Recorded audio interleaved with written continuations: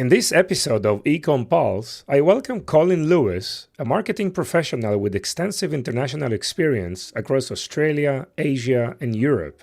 Colin has held pivotal roles such as a CMO and Marketing Director for major airlines, where he gained deep insights into retail, digital commerce, and the rising influence of retail media. Colin provides a thoughtful analysis of the shifting responsibilities of the CMO, emphasizing the need for a strong commercial focus while navigating the complexities of new technologies. He offers a comprehensive look at retail media, exploring how brands can effectively use this channel to drive innovation, enhance customer engagement, and achieve measurable results. Colin also shares his approach to launching new products in today's competitive environment, highlighting the importance of conducting a realistic assessment, crafting a strategic plan, and maintaining flexibility to adapt quickly to market demands. Beyond his professional expertise, Colin's opened up about his passion for motorsport, a lifelong interest that he describes as the driving force behind his career. He shares how this personal passion intertwines with his professional life, offering you, our listener, a unique perspective on balancing work with what you love. Throughout the conversation, Colin's insights are grounded in real-world experience, making this episode an important resource for anyone looking to understand the current landscape of marketing and digital commerce. Welcome to the Ecom Pulse, your heartbeat to the world of e-commerce. I'm your host, Eitan Koter. Join us as we meet with industry leaders, marketing experts, and the innovative minds behind the tech that is shaping the e-commerce future. So plug in, gear up, and get ready for a pulse-pounding journey into the heart of e-commerce. Colin, how are you? Welcome to the show. Well, welcome to you, and thank you very much for asking me to be part of the show. Yes. How are things on your end? How are Excellent. you? Just come off a very busy few weeks of travel, and I think many people would know I've been at Cannes, but I've also been at lots of other events as well. Yeah. So it's a week here in my home office to knuckle down and start kind of building out for the next couple of months. Yeah. So, Colin, you're a digital commerce expert, being in the marketing side of things and overall operation of e-commerce for many years. You speak a lot about various topics in e-commerce, marketing channels, retail media. Maybe for the audience or for the listeners who don't know you, maybe you can start by sharing about your background and your expertise in e-commerce. Sure. Yep. Well, if you ask me, what do? I always say, but my trade is I'm a marketing guy by trade. And I've actually worked in marketing across the globe in Australia, Asia, UK, and Europe, obviously, in a variety of roles. In fact, my very first proper job was head of marketing for a retailer in Australia. And so Australia is very close to my heart, but also retailing is very close to my heart. And over the last sort of 10 or 15 years, I've done a couple of things, but one is as a CMO, I've worked with airlines as a marketing director for airlines. But one of the things you do within an airline is how do you monetize your existing traffic? And then actually between sort of 2016 up to Spurs 21, I was marketing director for a company that sold technology to airlines, and many aspects of it were essentially digital commerce, but for airlines. So how do you monetize your existing traffic? How do you increase your profitability per user, or in this case per seat, up from, say, the normal profit per seat is $6 for an airline. And working the technology we had, you'd be able to increase the basket size to, say, $50, $60, $70, depending on how you do it. Wow.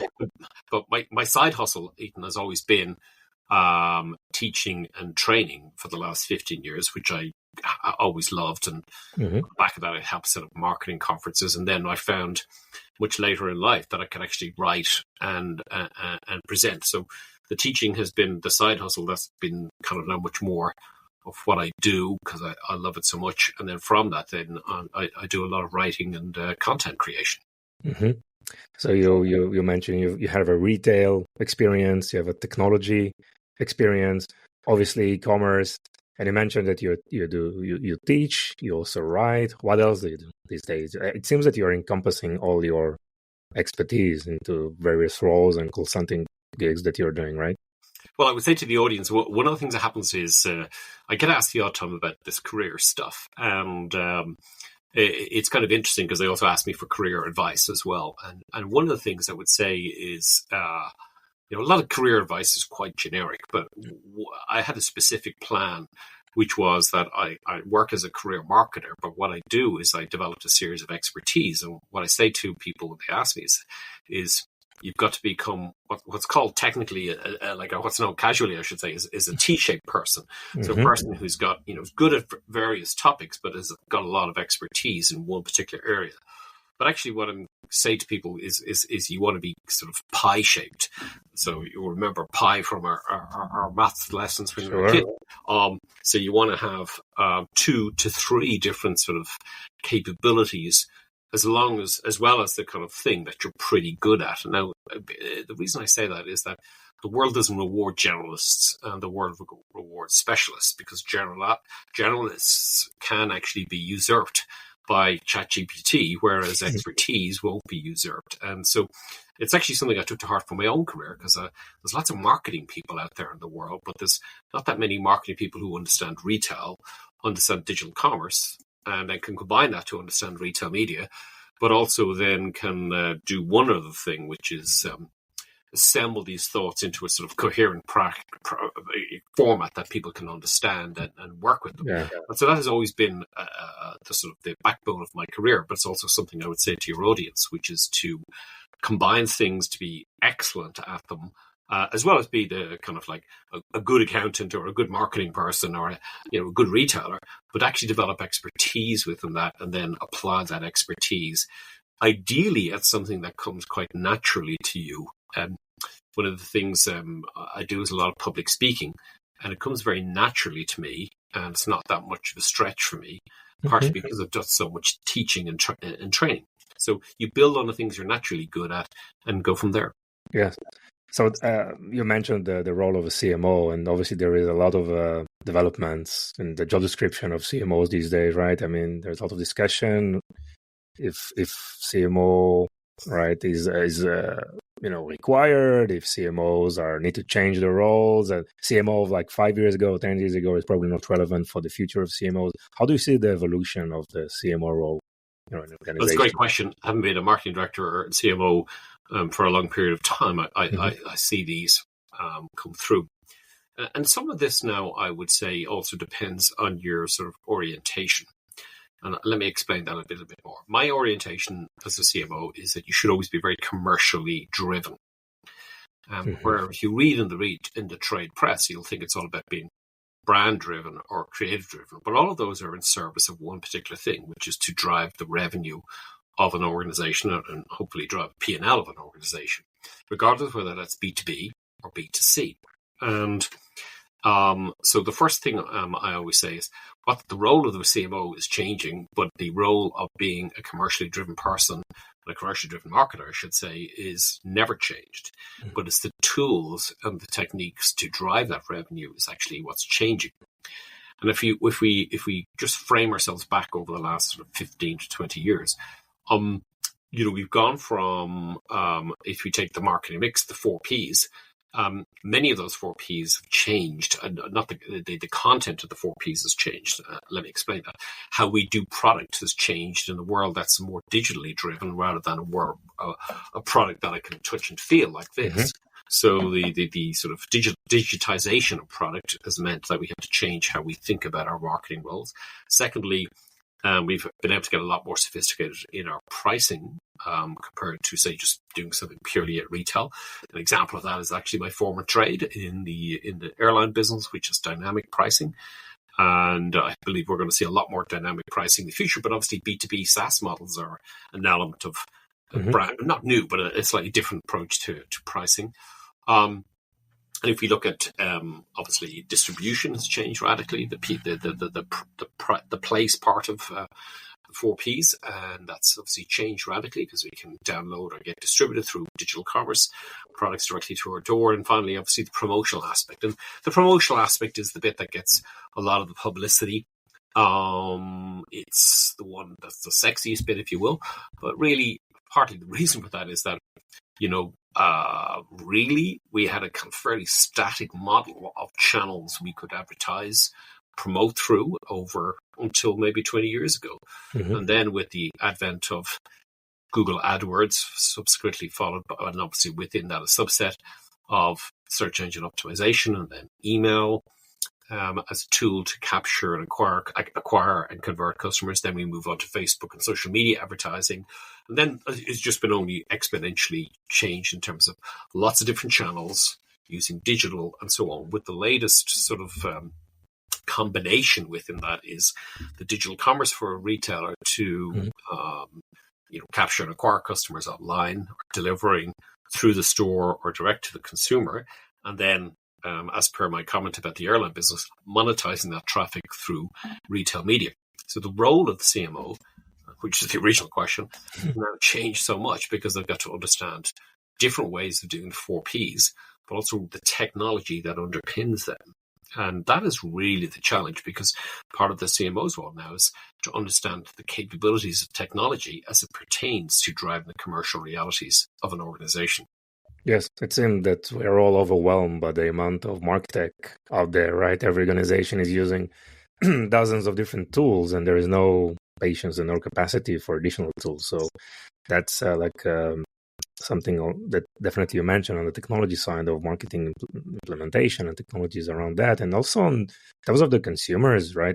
Consumers, like the new generation of consumers that is emerging, right? The more younger people, like call them Gen Zs, or they are more concerned about social aspects of a purchase, more concerned about sustainability, right? Climate change, more concerned about authenticity, right? So it's not longer those fully polished advertisement, and it's more about like being authentic and just deliver the messages in the right way. And a brand must have more values for beyond the standard product, right? And the differentiation of brands is going to be probably in different categories than they used to be, in previous years. There's actually what's the word? There's a sort of Janus-like kind of perspective going on here. The using the Greek, I think it was the Greek god, of looking two different heads, and how do we combine this idea that where we believe that this current generation of customers coming through who have lived their life through a screen, if you will. It's a bit of a broad generalization, but you get the point. Who've lived their life through a screen, and who purportedly buy into the idea of authenticity and sustainability. And yet, every store in Primark has a queue at the door, as does H&M. And the fastest growing digital commerce brand in the world over the last few years has been Temu and Shein. Yeah. And so this sort of slightly contradictory perspective is something that we have to live with, and it's going to be a continuation, because what's really going on there's two of the 4Ps in action, which is I've got incredibly low prices and I've got immediate satisfaction happening through distribution. And this is part of the dichotomy that's happening in the world, which is we say one thing and we do another. Yes, interesting. So how do you see, the marketing activities and overall, what's changing in marketing and specifically around digital commerce? And I wanted to ask you, you've been in various industries and you've decided to focus in the last few years on digital commerce and those various channels, obviously, and marketplaces and retail media. What's so exciting for you in this specific domain, and how do you see the evolution of marketing? That's a great question. Yep. One of the things that I'm kind of interested in is well, there's probably only one benefit of being slightly older, and it's that you can remember things, and that's about it. Okay, and even that sometimes is questionable whether your actually memory is really playing tricks with you or not. But the benefit I have is that I can remember the dawn of sort of like in 2000 when the idea of doing things online through the internet and what that could do, and finding that very, very interesting and going, wow, this really is this is going to be a sea change. But for years thereafter, particularly after the dot-com crash, people were like, no, that stuff never took off and it will never take off. But in the meantime, all the other work was actually happening. And Google AdWords, the auction-based system, was launched in 2002. It became essentially the greatest money-making entrepreneurial idea in the history of the world in terms of value creation and in terms of share price and in terms of number of millionaires. And that spawned the capability to do e-commerce and capture customers online. It also spawned essentially the Facebook model as well. So that was like kind of V1 up as far as social, which was kind of V2. And we're just nearing at the end of version 2 of the internet. And I think we're moving on to version 3.0 of the internet, which would be combines a couple of things. One is we've got a level of maturity that everybody understands what's going on. Secondly, we've got these phones that are very high powered, that have 4 to 5G, almost no matter where you are in the world. And we've got a lot of apps that enable a lot of these capabilities, whether it's TikTok, whether it's Facebook, whatever it may be. And now we're entering the third phase where we're going to now grow to another level of capabilities within all of that, simply because the technologies are more mature. That MarTech that we talked about earlier on is now in place to help scale. But also there's this idea that is a very interesting idea. It's what's called internet scale. So internet scale, where I live, back 20 years ago, to go and do something, I would have had to say open up a store, and I would have to buy products for that store, and I'd have to sign a lease for 20 years, and then I'd be in debt to the tune of $250,000 before I made one sale. Because now, with the combination that we understand how startups work, and we have technology like Shopify, and we have AdWords, we have Facebook, we can be up and running by the end of this particular podcast and have an e-commerce store live in 30 minutes and drop ship to people if you want to do so. So the capabilities are there to reach everybody in the world, more or less. And obviously with Zoom on the B2B side, capabilities to go and meet people around the world that we just really didn't do properly 5 years ago. And this is where we're facing how we're facing the future. And this is why I focus a lot on digital commerce and retail media, because they're all internet scale businesses that actually will change radically the role of marketing, change radically the role of retailers, change the role of MarTech, and create a whole new series of job opportunities that simply didn't exist even 5 years ago. Yeah. I mean, and you see the evolution of Shopify, or let's say, as you said, within 30 minutes, we can launch an e-commerce platform. Doesn't matter if it's Shopify or any other provider. But in parallel, we see growth of other channels like social commerce, and TikTok Shop is all over, and the ability to purchase almost anywhere, right? So traditionally, as a brand, you wanted to have your own. Maybe you started with Amazon, and then the evolution was, okay, let's build our own Shopify store.com, start engaging directly with the users, upselling. And then today you have so many options, right? Let's call them communities. You have the, Amazon kind of things. You have the social commerce. You have your own .com. There are so many options. Obviously, others like on B2B. How do you see, like 2024 and forward for the next few years? Where is some of the interesting channels or areas of opportunities for e-commerce brands? Well, I think what we need is, first of all, to have flexibility in terms of our approach and our thinking around channels. And part of the reason I say that is many of these initial channels that come through look like toys initially. I mean, we're all old enough to remember TikTok because it's not that around a long time, obviously. Yeah. And initially, what was TikTok?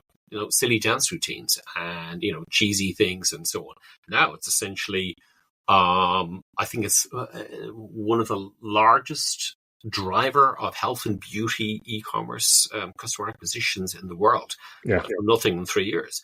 And, should we be surprised? Because it's got this incredible visual capability. It's distributed. It's sort of democratized. Anybody can do it if you want to use that word. And what I would say, like TikTok, Shein, Temu is a harbinger of how things are going to be, because it's going to be what I like to call content, commerce, and creativity all intertwined. Mm-hmm. Instead of this kind of like, if you will, formal customer funnel, not that it was ever as formal as I'm about to say it, but where we have awareness, consideration, and conversion and retention, whatever way you want to structure your customer funnel. And if you believe that it was more formal in terms of a decision making by the customer, the shopper, now we have this sort of like little sort of what we're going to put it. It feels a little bit more circular, or where you can come in with enter that funnel with creativity, enter that funnel with commerce, and so on. Let me give you an example. I gave 4 case studies in Cannes of this idea of content creativity mixed together. And in fact, one of them was from ASOS, and they are distributed through over 100 countries in the world. Mm-hmm. And the particular case study that I worked with ASOS on was to bring to light was around the American Brazilian brand called Sol de Janeiro. I hope I didn't butcher the pronunciation, because the J isn't soft in this case here, unlike normally in Portuguese.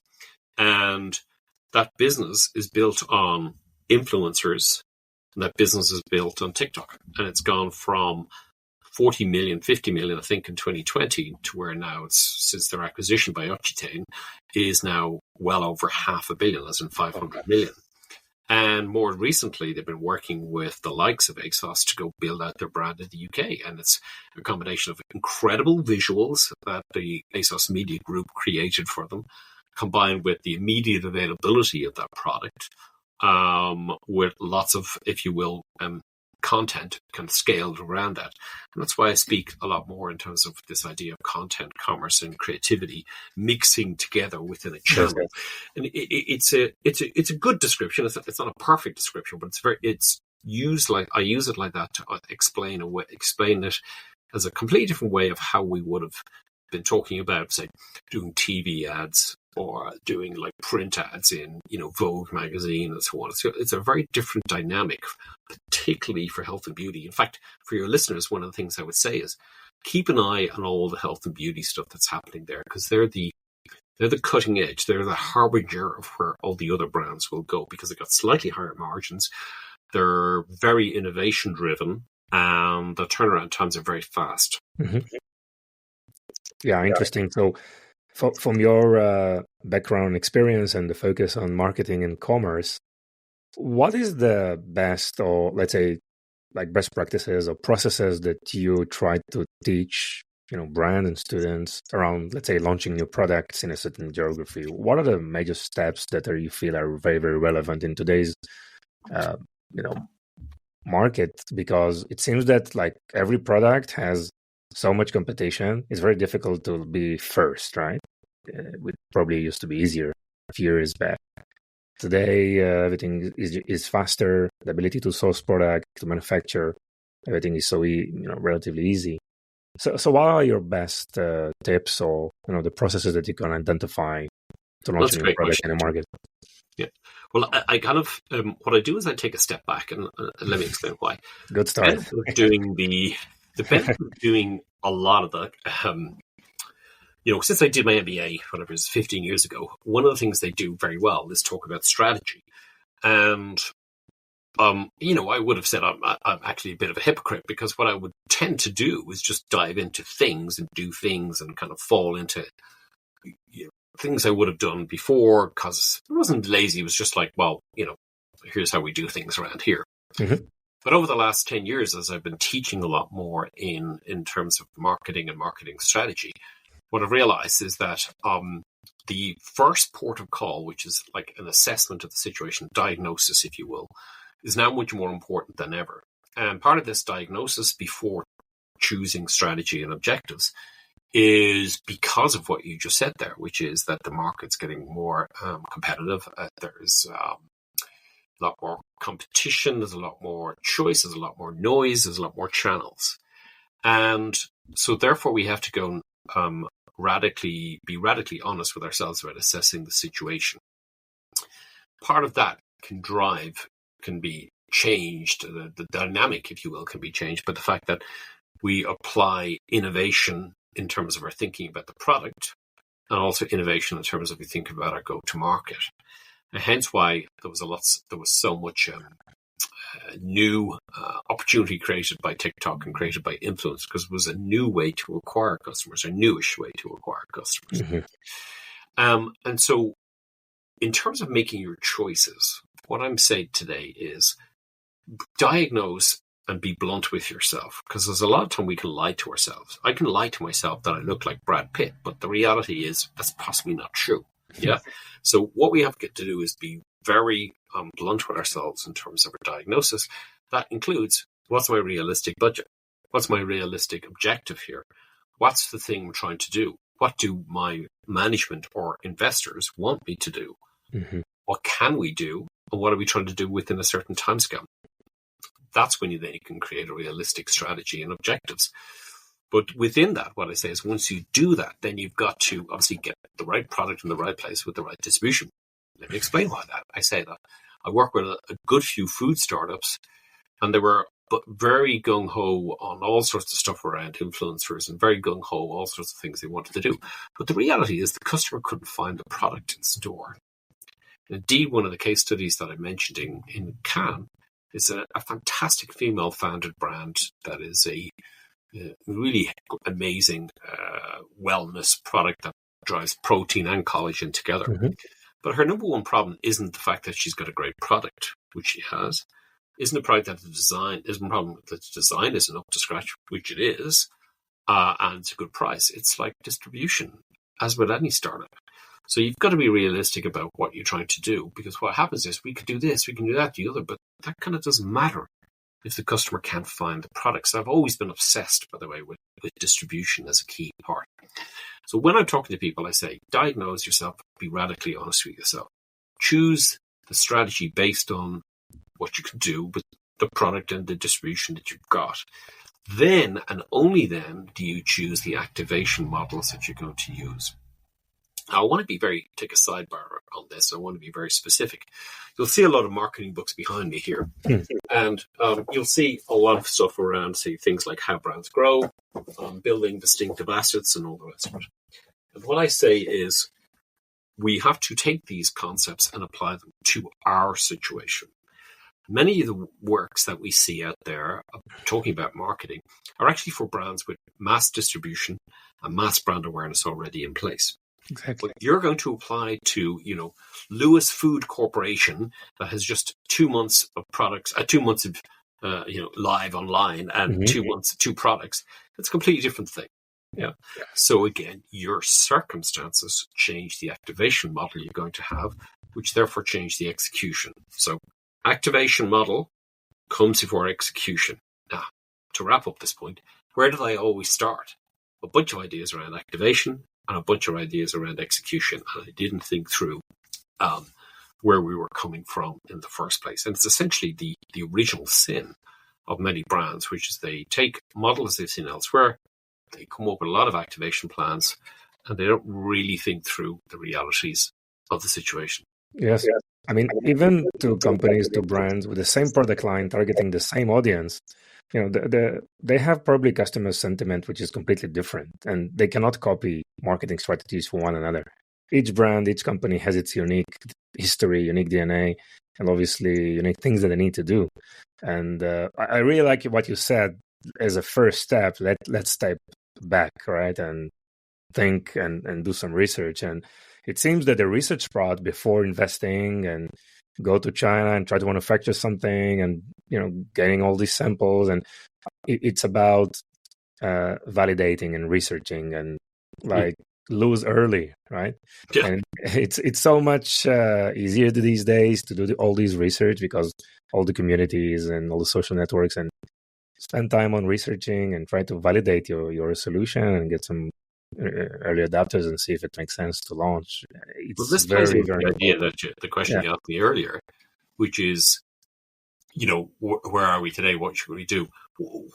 20 years ago, longer, whatever, if you and I were trying to launch a new product, we'd probably have to commit to it a good bit in advance.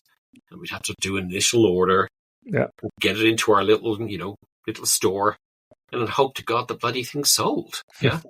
And the big benefit of the whole lean thinking, lean startup approach. Lean startup, is that applying aspects of that to how we think about our own products in a different realm, the consumer world or even food products, is we're still trying to get product market fit. We're still trying to match the two, and don't go to the casino in Vegas and put it all down at red. Actually be iterating from that. And that's actually one of the key bits that is so different now about the world we're in today compared to even, say, 15 years ago. Yeah. It seemed that those technology go-to-market strategies like the Lean Startup that you mentioned, it's all about, MVP, quickly launch, within a few months, get some feedback and iterate quickly to adapt to specific customer requirements and feature set. This model is what I see is being adopted also on the brand side, right? Having this MVP quickly without any big investment, take it to the market, try to validate with the early adapters and see if there is a need. So that's well, definitely. I've got a specific example of that, which is, this is why I like the idea of digital commerce and retail media a lot more. And so let me just back up why I say that. So if I'm a retailer, let's say I'm in the UK, I'm a Tesco, or in France, I'm Carrefour, or I'm Kroger in the US, or SuperValu in Ireland, or Woolworths in Australia, or Coles in Australia.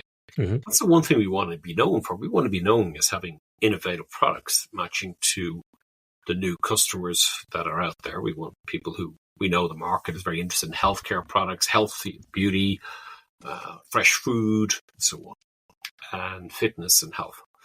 And so, but we can't go and run off and spend 10 million developing a product, getting the packaging right, putting it out into the market, and then, it flops, because, this is the conversation all the time. Oh, innovation, all the products fail. Well, I always say with that, the world of retail media can actually solve for that. And hence why I'm very excited about it in the context of innovation. So let me explain. Let's say it's the a new chocolate, Colin's chocolate, to make it easy. And I think that Colin's chocolate is going to be the greatest thing sliced bread, but I have no money. So I'm not going to go and spend 10 million on developing it. I'm going to go and develop one pallet load, test driving the product, and it's called Colin's chocolates, and it's got red packaging. And why have I developed that? Well, because I've gone to a retailer and found that what customers are searching for is the word chocolate and then organic. And I know how many searches that is. And that's, say, nominally for the purpose of this discussion, that's 10,000 searches a month across 5 markets. Great. Well, I can go buy the ad that targets the customer who's looking for organic chocolate with Colin's organic chocolate, or Colin's chocolate that's organic with nuts in it, whatever you want to call it, and I can put that in front of the customer and test if there's a reaction. Content, commerce, and creativity all matched together. Actually, launching a smaller campaign, having a landing page, checkout, everything is there, right? And it can be done very, very fast at almost zero cost, right? Yeah, and if it doesn't work, I haven't lost my shirt. Yeah. Yes. That's why retail media is very interesting, because you can do that and partner with the retailer who also wants new products there. So you are actually combining those two, like combining retail media with this practice of validating and launching your products. So because the retailer also wants to utilize his real estate, his inventory, looking for new products, and want to test probably together with you. Yeah, well, it tied in with that, Eitan, is the what is the problem for a small brand? They don't have tons of working capital. They can't even do things like, let's say Tesco came in tomorrow and said, "Hey, Colin's chocolate, give us like 20 pallet loads of that." Yeah. Not going to happen. I'm going to be bankrupt because I get paid whatever 2-3 months later. Yeah. But the way one particular brand retailer I work with, instead of just doing one pallet, they'll do a slice of a pallet. And that slice of a pallet means that you can actually, on both sides, on the retailer and on the brand side, take a low-risk approach to see if the punter wants it or the shopper wants it, and then go from there. So, that's why I'm pretty excited about the future, because we can actually have more innovations tapping into niche markets that are low risk. Interesting. So maybe just launching kind of micro brands, right? And it could be it could be like a Christmas thing, like a Christmas or Halloween or an Easter thing. The opportunity for flexibility is built into the model. And that's why I kind of go, well, a lot of the models, we're looking backwards at how the world was. We're not looking forward to how the world can be. Mm-hmm. So if I, was that sort of person who could dance around on TikTok and launch a new product, I could essentially build awareness and consideration kind of overnight. I mean, I'm making a few broad stroke statements here, but I could build awareness and consideration very fast, which in theory then I could turn that into conversion. We just simply didn't have that 10 years ago. Mm-hmm. We still have people talking at the moment about how the only way to build a brand is through television ads. I'm still scratching my head as to why people are still buying into this whole idea when we can do the same thing and do something completely different, build better products, build better jobs, focus on, new type of startups that build different type of capabilities into the market. Interesting. Colin, specifically for retail media, give us, share with us the opportunity here for from the retailer side and from the brand side. Okay, what's the future of retail media and how do you see this evolving from both aspects of the brands and retailers? As you know, I'm excited by retail media for reasons we just talked about there. But there's two elements, as you rightly explained. There's what's in it for the retailers and what they should do, and then there's what's in it for the brands. So on the retailer side, obviously, there's things that we know a little bit about retail media, which is the opportunity for the retailers to break out from their current low margin business, which is 2 and 3% margins across all, particularly grocery retailers in the world, slightly higher for other types of retailers. So to add a new business that will drive new forms of revenue for them. Now, I'm making some statements here that sound like it's very easy. It's not very easy. I'm working with a bunch of retailers to help them set up their retail media networks. Very slow moving. It's slow moving, it's tough, and there's tech and there's existing people involved. But the principle and the excitement about it should not be underestimated. We've got, I would argue it's going to happen regardless. And the reason I would say that is that the model within retailers of trade marketing, where we would have used negotiated hard on contracts with suppliers, and then use that money to say that we're going to actually shift the product in the store, shopper marketing, trade marketing. That world is going to go, and gradually shrink. And the reason very simple, which is we all know now through pixels and through everything else that we can measure everything. So why should, as I shift to the brand side, why should the brands continue to give money into trade marketing? Why should the brands continue to give tons of money into shopper marketing if it's not measured? Mm-hmm. What retail media does is enable it to be measured. So from the brand side, they get to do innovation, as we touched on earlier, but they also get to measure the impact of their results. The fancy word for it is closed loop measurement. Not everybody offers this, but you can see how a brand working with a retailer can go, instead of giving you money for trade marketing where I don't get the results and I get some amorphous numbers and abstract numbers that are not tied in with sales. This way I can actually give you money to sell through your channels in store, online, and use maybe offsite capabilities to drive revenues. And that is a radical change from the past. And it's driven by MarTech at its core, ad tech in particular. This is obviously related to iOS 14, cookie deprecation, loss of first-party data. So here is another opportunity for brands to access this first-party data through retail media. Right. Once you've signal loss through, your former big channels, your Facebooks and your Googles and so on, where are you? But also tied in with that as well, Google and Facebook are sort of removed to a certain extent. Once removed from the fact is that the retailer is where there is the customer for many brands, not the shopper. And the shopper is one step removed. They don't pay the salary of the consumer good brand. That's done by the retailer. And so therefore, working with the retailer, whether they're big online or big in store and a small bit online, using technologies that enable you to measure how you partner together is a radical change compared to even 5 years ago. Yes. Great, Colin. So on a different subject, you worked in many countries, right? In Europe, in Africa, in Asia. Obviously, you mentioned Australia. Where do you feel is a very interesting market, and in terms of, let's say, e-commerce, digital commerce, and quality of life. Well, the area I spent a good bit of time working in China between 2016 and 2021, and the way I kind of see the world is that the foremost e-commerce market in the world is China, followed a little bit by the US. Fast coming up, say, places like in Latin America and so on, which are going straight from, using the likes of Mercado Libre and so on to go straight to big digital commerce businesses. But what I would say the most exciting places in the world to me to work in and see where it's happening is in Asia and in the Gulf countries, like, say, Dubai or whatever. And because they've just gone straight to app usage, and they're doing things that are cutting edge, that are kind of pretty much ahead of many things in Europe. Because in Europe, we went through the cycle of dial-up, browser-based, laptop-based, whereas they went straight to 3 and 4G and 5G phones. So they're actually more at the cutting edge. So 75% think of all advertising in China as digital advertising. So if you want to see how the future is going to pan out, you look at what's happening in Asia. Exactly. And obviously the share of e-commerce or digital commerce out of overall retail, right, is very, very high compared to Western world. Great, Colin. So this is the part of the episode where I ask my guest about a fun fact they want to share with us.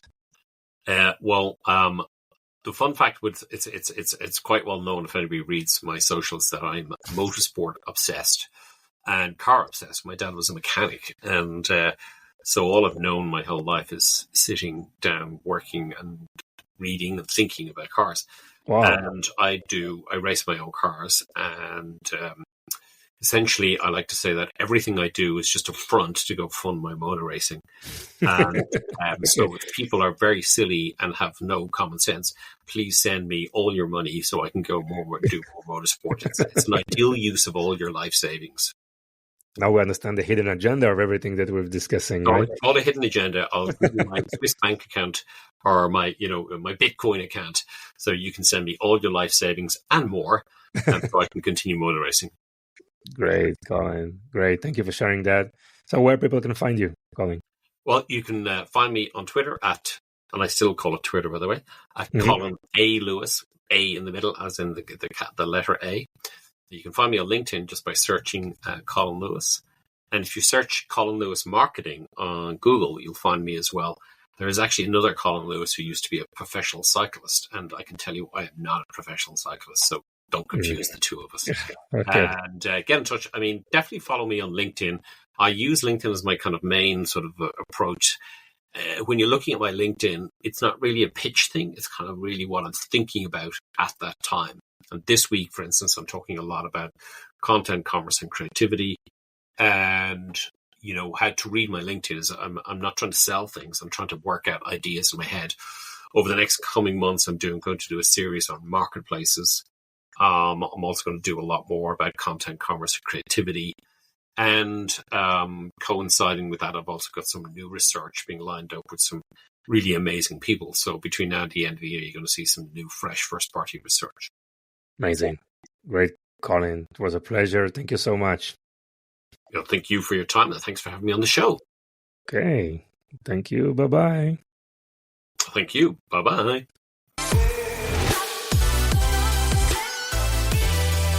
Thank you for joining us on this episode. Your support means the world to us. If today's episode has been insightful for you, consider sharing it with someone who would also benefit. Even one share can make a big difference. Looking to elevate your e-commerce game? Discover Vimy, a multi-channel e-commerce platform that will transform your business with the power of shoppable video. Visit us at vimy.net to learn more. It's Vimy, VIMMI.net. Thank you for being part of our journey. Stay tuned for more invaluable insights in our next episode.